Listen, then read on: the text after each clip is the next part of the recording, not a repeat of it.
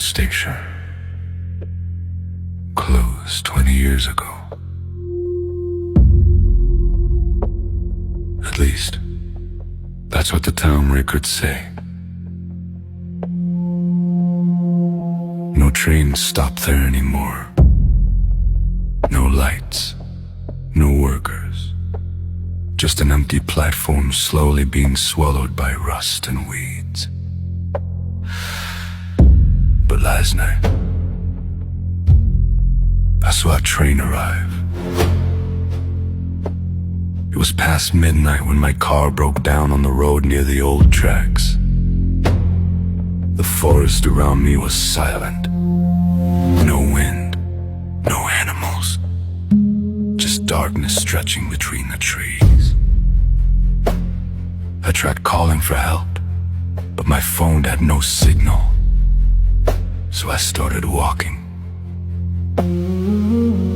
After about 10 minutes, I saw the station through the fog. Blackwood Station. The sign was still hanging above the platform, barely attached to the metal frame. The paint had peeled away long ago, but the name was still readable. Blackwood.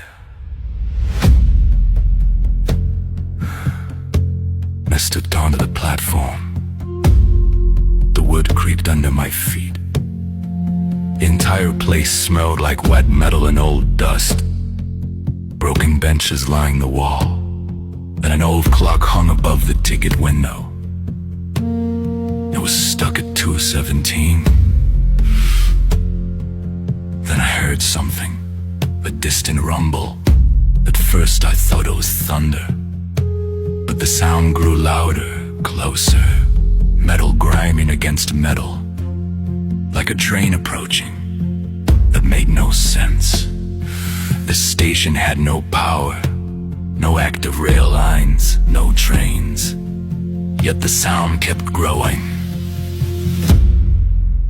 And then, through the fog, I saw headlights. The train slowly emerged from the darkness. Old, black metal, windows dark. It rolled onto the platform with a long screech of brakes. Steam hissed from its sides. The doors opened, but no one stepped out. No conductor, no passengers, just empty seats visible through the windows. I stood there frozen. Something felt wrong, very wrong. Then I noticed something inside the train. Every seat was facing me. Not the front of the train, not the aisles, me. And slowly, one of the seats moved. It turned slightly, as if something invisible had just sat down. Then another seat moved, and another, row by row. The empty seats began filling. Something was boarding the train, but I couldn't see them. Only the seats shifting, weight pressing into the cushions. Dozens of invisible passengers. Then the conductor's voice echoed through the station speakers. But the station had no electricity. The speakers shouldn't work, yet the voice spoke clearly. Final boarding. My blood ran cold, because the voice said my name. The train doors slowly closed. The engine roared, and the train began to move again.